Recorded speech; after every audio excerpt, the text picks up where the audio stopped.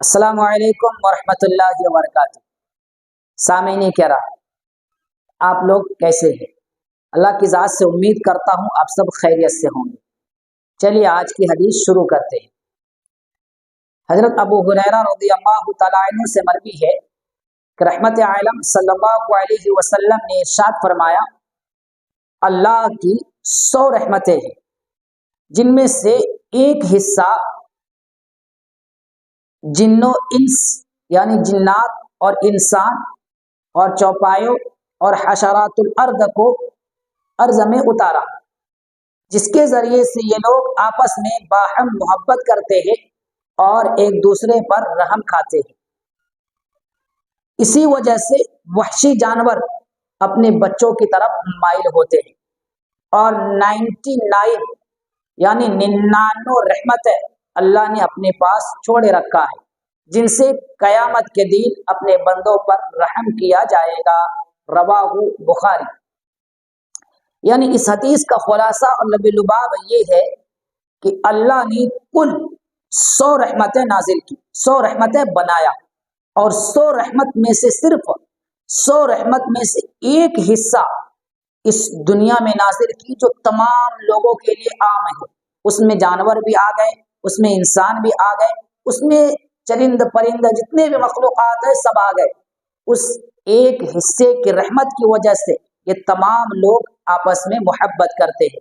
باقی 99 جو ہے وہ اللہ نے اپنے پاس رکھا، جو کل قیامت کے دن اس کے ذریعے سے اپنے بندوں پر رحم فرمائیں گے۔ چلیے دوسری حدیث سنتے ہیں۔ حضرت عمر رضی اللہ تعالیٰ عنہ فرماتے ہیں، نبی کریم صلی اللہ علیہ وسلم کے پاس کچھ قیدی آئے۔ ان قیدیوں میں ایک عورت پر نظر پڑی جس کے چھاتیوں سے دودھ بہہ رہا تھا، اور وہ اپنا بچہ تلاش کرتی پھرتی تھی۔ جب اسے اس قیدی میں کوئی بچہ مل جاتا تو اسے اٹھا لیتی اور اسے سینے سے لگا کر دودھ پلانے لگتی۔ اللہ کے نبی صلی اللہ علیہ وسلم نے، حضرت عمر فرماتے ہیں، اللہ کے نبی صلی اللہ علیہ وسلم نے ہم سے پوچھا کہ تمہارا کیا خیال ہے اس عورت کے بارے میں؟ کیا یہ اپنی بچے کو آگ میں ڈال سکتی ہے؟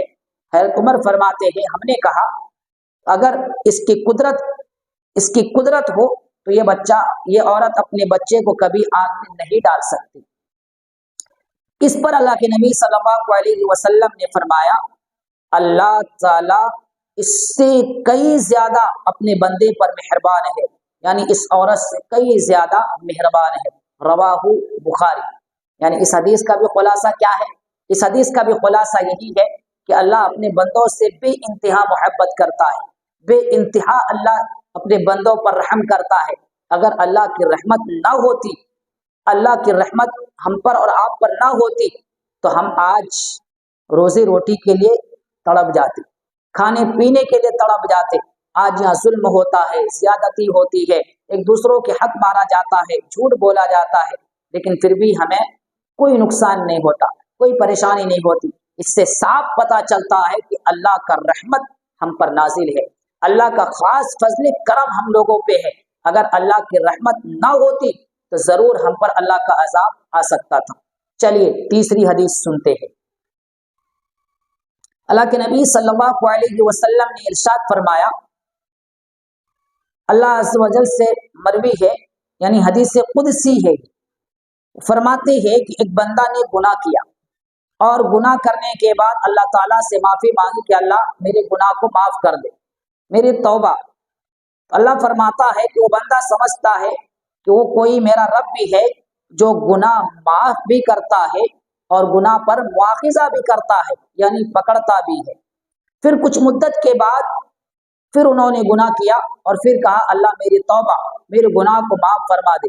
اللہ فرماتا ہے کہ وہ سمجھتا ہے کہ میرا کوئی رب بھی ہے جو گناہ کو بخشتا بھی ہے اور گناہ پر مواخذہ بھی کرتا ہے۔ پھر کچھ مدت کے بعد پھر سے گناہ کیا اور کہا اللہ میری توبہ۔ اللہ فرماتا ہے کہ یہ بندہ سمجھتا ہے کہ میرا کوئی رب بھی ہے اور میرا کوئی گناہ بخشتا بھی ہے اور گناہ پر مواخذہ بھی کرتا ہے۔ فرماتے ہیں کہ جب یہی حال تمہارا رہے اور رجوع اللہ کرتے رہے، جا میں نے تجھے تیرے گناہوں کو بخش دیا۔ محترم سامعین کرام، رواہ البخاری، یہ بخاری شریف کی حدیث ہے۔ کیا پیارا ہے اللہ کا قانون، اللہ کیا بندوں پر رحم کرتا ہے۔ حدیث کا مزہ لیجیے، کیا کہہ رہے کہ بندہ گناہ کرتا، پھر کہتا اللہ سے اللہ میری توبہ، اللہ کہتا جا۔ کچھ مدت کے بعد اللہ فرما رہے یہ بندہ سمجھتا ہے کہ یہ اس کا کوئی رب بھی ہے جو گناہ پر مواخذہ بھی کرتا ہے، گناہ پر پکڑ بھی کرتا ہے۔ پھر کچھ مدت کے بعد گناہ کرتا، پھر اللہ سے کہتا میری توبہ، پھر اللہ کہتا اس کو یہ سمجھ میں آ گیا کہ اللہ ہے جو گناہ پر پکڑتا بھی ہے، اللہ ہے جو گناہ کو بخشتا بھی ہے۔ پھر بندہ کچھ مدت کے بعد گناہ کرتا ہے، پھر کہتا اللہ میری توبہ، اللہ فرماتا بندے جا میں نے تجھے معاف کر دیا۔ اگر یہی حال تیرا رہا کہ تو گناہ کرتے رہے اور اللہ کی طرف پلٹتے رہے، تیرے رب نے تجھے بخش دیا۔ اس حدیث کا مطلب یہ ہے کہ آپ گناہ کریں اور گناہ کرنے کے بعد آپ کا دل کانپ اٹھے، تھرا جائے، آپ ڈر جائے کہ اللہ مجھے پکڑ سکتا ہے، پھر یہ حدیث آپ پر فٹ ہے۔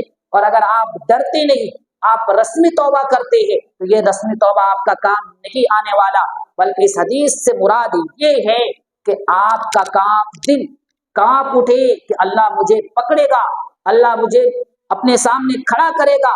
اگر میں اللہ کے سامنے کھڑا ہو گیا تو میں کیا جواب دے سکتا ہوں، اللہ کے سامنے میں کیا بول سکتا ہوں۔ اگر یہ آپ کے دل میں ڈر پیدا ہو گیا، پھر یہ حدیث آپ کے لیے بالکل فٹ ہے کہ اللہ میری توبہ، اللہ مجھے معاف فرما۔ تو اللہ نے فرمایا جا بندے میں نے تجھے بخش دیا، جا بندے میں نے تجھے معاف کر دیا۔ محترم سامعین کرام، اس حدیث سے معلوم یہ ہوا کہ آپ انسان ہیں، ہم بھی انسان ہیں، انسانی کمزوری کے تقاضے گناہ ہو جاتا ہے، گناہ ہونا کوئی بڑی بات نہیں، لیکن گناہ پر اٹل رہنا یہ بہت بڑی بات ہے، گناہ پر جم جانا یہ بہت بڑی بات ہے۔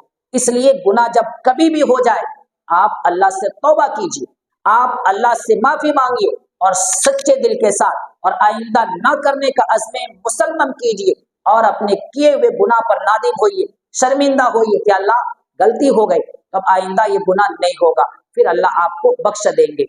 اللہ سے دعا ہے کہ آپ کو یہ ویڈیو اچھی لگی ہوگی۔ اگر یہ ویڈیو اچھی لگے تو لائک کیجیے، شیئر کیجیے، کامنٹ کیجیے، اور کامنٹ میں ماشاء اللہ، سبحان اللہ ضرور لکھیے گا، اور ویڈیو کے شیئر